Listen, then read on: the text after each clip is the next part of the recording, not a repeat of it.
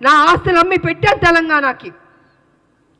ప్రతిరోజు మీరు నన్ను అవమానించారు, నాతో పని చేయించారు, నేను ఉద్యమాలు చేశాను. నా పార్టీ, నా తల్లి తెలంగాణ పార్టీ ఉంటే మీరు హింస పెట్టి ఆ రోజు జయశంకర్ గారిని నా దగ్గర పంపించి విలీనం చేయండి అని చెప్పింది మీరు కాదా? నేను విలీనం చేస్తానన్నానా నేను? సరే, ఇద్దరూ తెలంగాణ కోసం కొట్లాడుతున్నప్పుడు వేరువేరుగా వెళ్ళకూడదని ఒక దీంతో పెద్ద మనసుతోటి నా పార్టీని నేను విలీనం చేయడం జరిగింది. అంతేగాని వేరే ఏదో ఆలోచనతో మాత్రం కాదు. ఎందుకు చెప్తున్నానంటే అసలు తెలంగాణకి విజయశాంతికి సంబంధమే లేదన్నట్టు మాట్లాడుతుంటే చాలా అసహ్యంగా కూడా ఉందండి.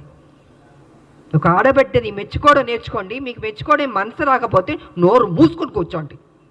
అంతేగాని మీ ఇష్టం వచ్చినట్టు ఎందుకు ఇచ్చారంటే ఇచ్చారండి కాంగ్రెస్ ఒక ఎమ్మెల్సీ. ఆ ఎమ్మెల్సీ ఇచ్చినందుకు కూడా మీకు అంత బాధేస్తుంది బీజేపీకి, టీఆర్ఎస్ అంటే. మా రాజకీయ నాయకుల శత్రువులారా బంద్ చేయండి. మా ఉద్యమ నాయకులు మేము మిమ్మల్ని వదిలిపెట్టాం. మీరు చేసి